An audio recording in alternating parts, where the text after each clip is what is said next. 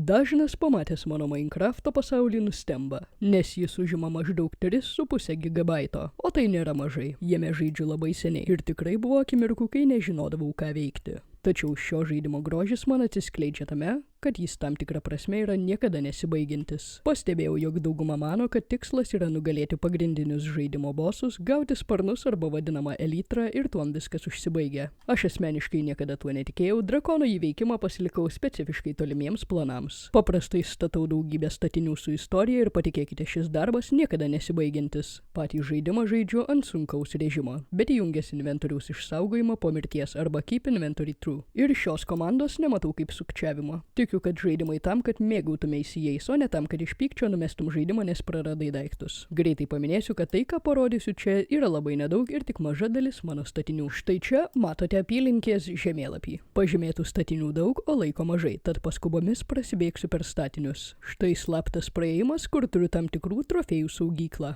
Naudoju tekstūrų paketus arba texture packs. Mano mėgstamiausias paverčia daiktų rėmelius nematomais, todėl atrodo lyg daiktai sudėti ant stalų arba numesti ant žemės. Savo pasaulyje turiu ir mažų stotelių kaip ši. Čia vandens bokštas. Jis tik dekoracija. Jis veikia lyg kelrodis vienišam keliautojui, jog civilizacija jau arti.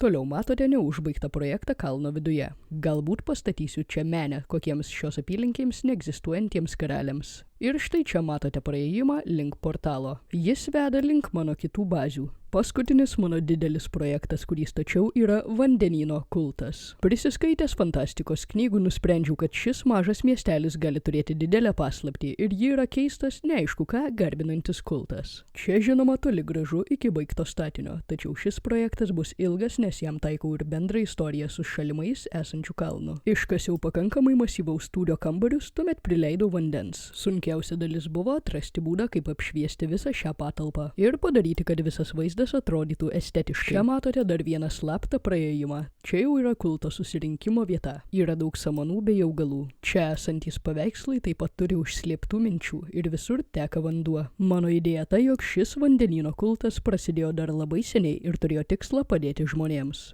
Ta rodo čia esanti paveikslų seka. Tačiau vienu metu nuo šio kulto atsiskyrė dalis jo pasekėjų ir tapo, blogą darančių kultų. Skamba kiek kvailai, tačiau šią idėją dar tobulinu. Galiausiai man atsibodo statyti vien gėrį, todėl dėl kontrasto pastačiau minėtąjį blogį nešantį kultą. Tačiau leiskite žinoti, ar norite pamatyti daugiau ir taip pat kokius savo statiniu didžiuojatės jūs.